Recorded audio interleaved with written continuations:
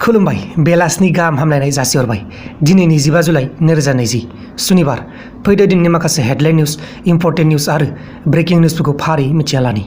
गिबि खौराङा जाबाय केरिमिनाटी जायबा जोंनि बे इन्डियानि नाम्बार 1 इउटुबार बिथांनि मोनसे चेनेल दंबावोमोन केरिस लाइभ बे चेनेला हेक जाबाय एबा हेक खालामजाबाय केरिस लाइभ इउटुब चेनेलनि गेजेरजों बिथाङा जोंनि बे आसामाव एबा बिहाराव दैबानानि थाखाय नोगोद 11 लाख रां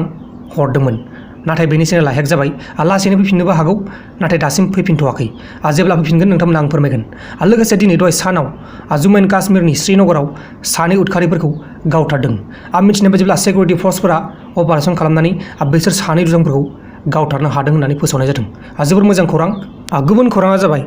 मध्य प्रदेशनि चिफ मिनिस्टार बिथां शिवराज सिंह चौहाननाव कर'ना पजिटिभ मोननाय जादों बिथाङा बे साननैसोआव जाय बिथांमोना गावजों लोगो हमफैदोंमोन बिथांमोनखौ कर'ना टेस्ट खालामनो थाखाय खावलायदों लोगोसे जोंनि बे भारत हादराव दिनै दहाय सानाव 24 घन्टानि गेजेरावनो गासै 49,000 एबा 49,000 कर'ना पजिटिभ मोननाय जादों बेनिनो गासै 757 जन सुबुंफोरा थैनांगौ जाबाय 24 घन्टानि गेजेरावनो वाव गुबुन खौराङा जाबाय आन्ध्र प्रदेशनि गंसे हस्पिटालाव सासे कर'नानि सन्देह खालामनाय पेसेन्टखौ बायजोआव 6 घन्टा एबा 6 आवार्स नेथ'नो होदोंमोन नाथाय बे समावनो पेसेन्टआ दंफां सिङाव थैनांगौ जायो नैबे माखासे सावगारिखौ नायबानो जाबाय बेनोमोन पेसेन्टआ हस्पिटाला आन्ध्र प्रदेशनि मोनसे गभर्नमेन्ट हस्पिटालमोन बे हस्पिटालाव बेखौ सन्देह खालामदोंमोन कर'ना भाइरासनि नाथाय डक्टर्सफोरा जेबो देहा फाहामथाय होआखैमोन बे समावनो बिथाङा दंफां सिङाव थैनांगौ जाबाय जोबोद दुखुनांथाव जाथाय बियो बेबायदिनो आरोबाव गोबां हस्पिटालफ्राव बेबायदिनो जागासिनो दं होननानैबो मिथिनाय जादों नाथाय बेखौ जोङो निउसनि गेजेरजों मिथिनाय जाया माखासेखौ जों निउसनि गेजेरजों मोनो माखासेखौ जोङो निउसाव मोना जिखिनिखौ मोनबाय जों बेखौल' होबाय दा जियानो जादोला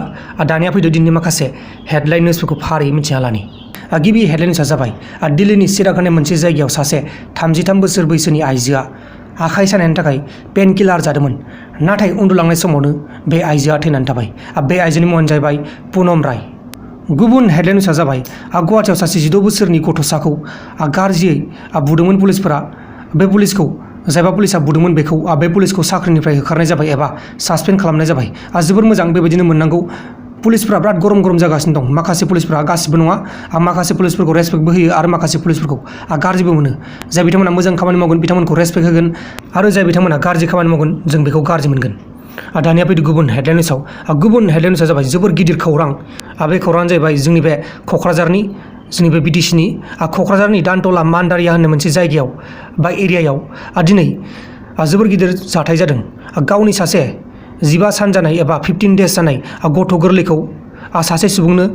45,000 राङाव फानदों बर' मानसिनि लोगोफोर नाथाय आं नामखौ बुंथ'ला नामखौबो बुंनो हायो बुंबाथाय आं बेनि बागै मोनसे गोदान भिडिअ खालामगोन नोंथांमोननो बै भिडिअ आङो फोरमायनानै होगोन बर' मानसि गावनि असे गथ'खौनो 45,000 राङाव फानदोंमोन नाथाय पुलिसफोरा बेखौ हमनानै मोनबाय पुलिसफोरा दा बेखौ हमनाय जाबाय दा बेयो साजा मोनसिगोन लोगोफोर दिनैनि बेलासिनि रादाबा बेखिनिल'मोन जुदि नोंथांमोना बे भिडिअखौ मोजां मोनदोंब्ला भिडिअखौ लाइक खालाम लोगोसे चेनेलाव गोदानबा चेनेलखौबो साबस्क्राइब खालाम बाय बाय।